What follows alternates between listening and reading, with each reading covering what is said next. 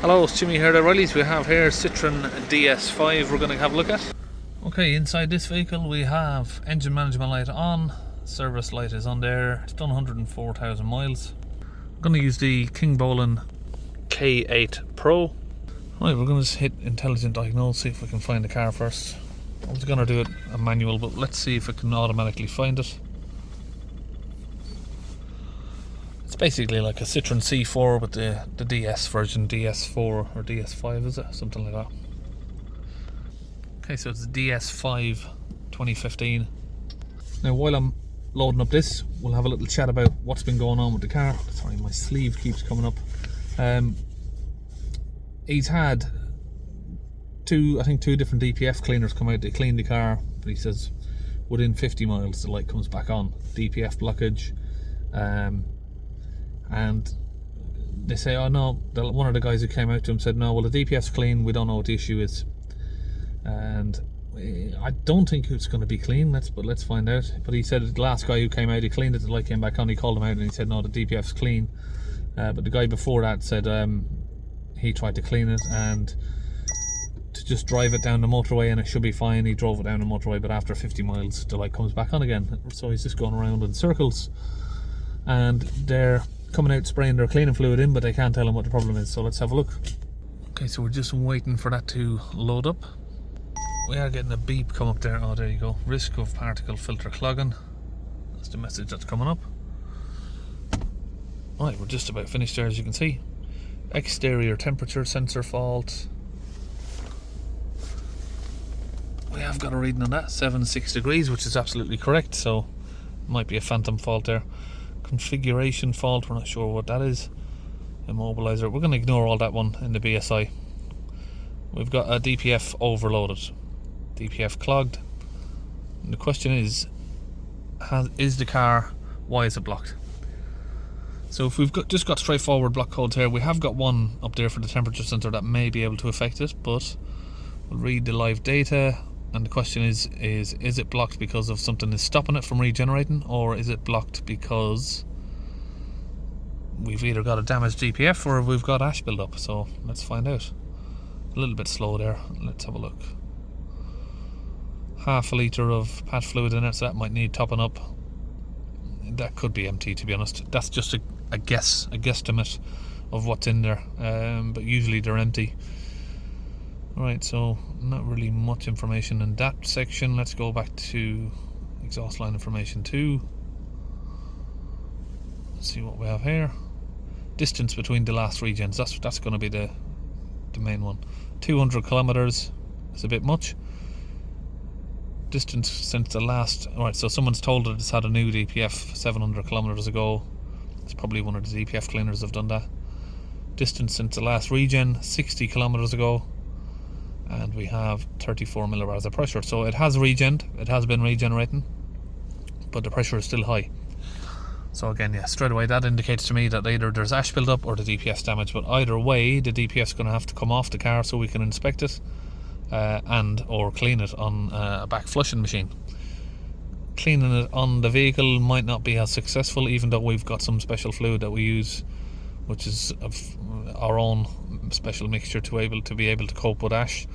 We still can't say how well it will clean up. It will clean up a lot better if we do it off the vehicle, so we might need to look at that.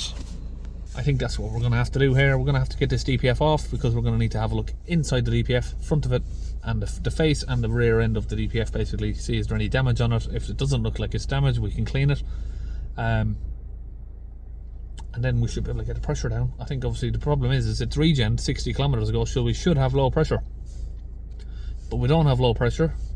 So the only reason you cannot have low pressure is because either the DPF is melted, or we've got ash build-up that is not able to be cleaned. Hard ash, solid ash is like a charcoal. It will not be cleaned on the vehicle. It needs to be pushed back out from where it come from, in reverse order, basically, on our big machine here.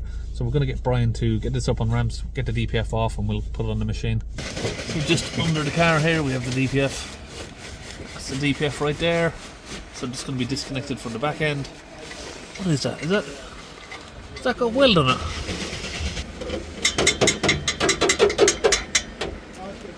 Oh. So we've got the DPF Is it off. the back? This is the back end of it, yeah, so it's nice and clean, which is a good sign. I loaded it here.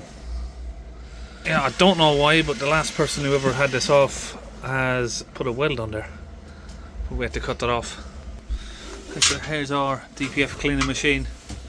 We're just going to get the DPF mounted onto it. Right, we missed the first bit because I was outside, but you can see a lot of red ash. That is coming out of the DPF there. Alright, we're ready for another round.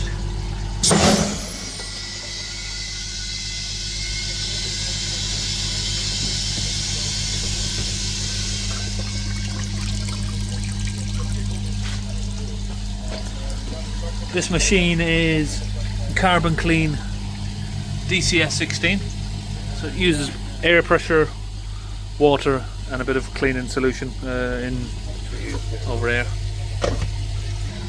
This is the stuff that comes out. You see that red sandy ash? That's the stuff that can't be cleaned out of the DPF while it's on the car. It needs to be pushed back in that direction. Right, we're just pumping up the water pressure. You see that comes out the front there, and then we give it a blast. That just pushes it all out. And again. So we're just going to keep repeating this process until the fluid comes out clear, basically. And that's probably about as clear as we're going to get it. We'll give it one more, and then we'll let Brian fit it back to the car, and we should see a big decrease in the pressure.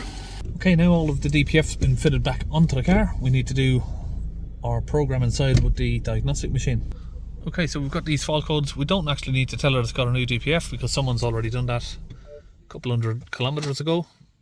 So we're just going to switch the ignition on, and it should just be a fault clear. Switch the ignition off again. Okay, now we've cleared the fault codes, we can start the engine up and we'll check out the live data, or data stream as they call it here. We can select all of these. So the pressure might be a little bit high at the minute because the DPF's wet. So when the DPF dries out, we should see what the actual pressure is. You see we've still got high pressure there, but that's just going to take a couple of minutes now just to dry out the wet fluid that's inside the DPF, and after that's done we should have some nice pressure.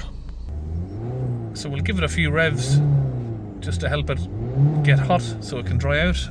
You'll see there in the rear view mirror, customer standing right in front of the exhaust, but yeah, we're gonna have a fair bit of steam coming out. It's not smoke, it's steam.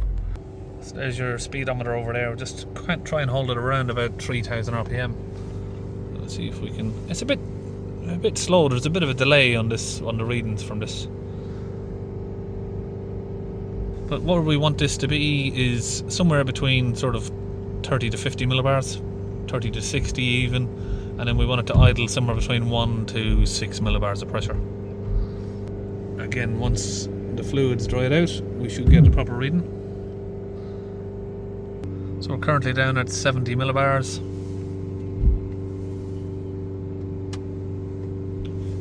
At about 2900 RPM there. 65, 62, 60. You can see it coming down. We can put it on a graph.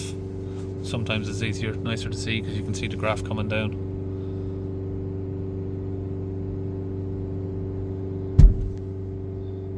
Brian is jacking the car up because he's in the process of doing the PAT fluid tank as well on this. We're going to fill up the PAT fluid tank.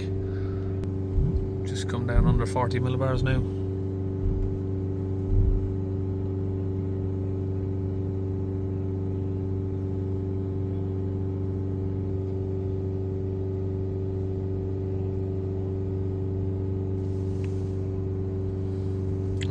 Looks like we're sort of evening out there a bit. So we'll let it idle down and see where that drops down to now. Again, there's a little bit of a delay there. See, there we go. So we're at 4 millibars. We'll just give that a few seconds to make sure it isn't moving anymore. Slight delay in this car for some reason. But we've got a clean DPF now, 4 millibars of pressure. We said we wanted it somewhere between 1 to 6 millibars, so we've got it on 4, and we're not completely dry yet. We're still drying out. It's only been a couple of minutes. So everything else looks okay. We're just going to make sure that the pat fluid tank is full, so we're going to get that removed. Then again, we come back from the data stream, check that the fault codes are all fine. Brian working a little bit too fast there. He had the tank's full. It's put back on. Well, yeah, we've shown it on other videos. It's under there. It's a tank, a couple of litres of pat fluid in it. So yeah, so the customer's had this car from new. It's never been filled. 104,000 miles. So yeah, definitely needed doing. Special functions again, we'll go into the pat tank and tell her it's been filled, which is an emission system. No, not that one. Draining, filling. So you've got the additive reservoir, and then you've got the additive, this one. Engine not running, okay. Engine off, ignition on. Right, so that's the pat fluid tank done. Programmed in. Sorry I missed recording how it went in, but I'm working on 2 other cars over here, and yeah, Brian had that put in before I got a chance to come back to him, so we've missed on the actual fitment of it, but we'll just now again read the fault codes. We've told her the tank's been full, and now the vehicle is good to go, so let's just start it up.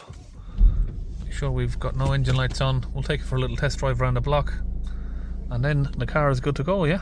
Right, we're going to let Brian take it on a test drive, maybe 4 or 5 miles test drive around the block, and that'll be all good to go. We'll just take it around the block just to make sure that it's all good, ready before the customer takes it away. And we'll see you on the next video.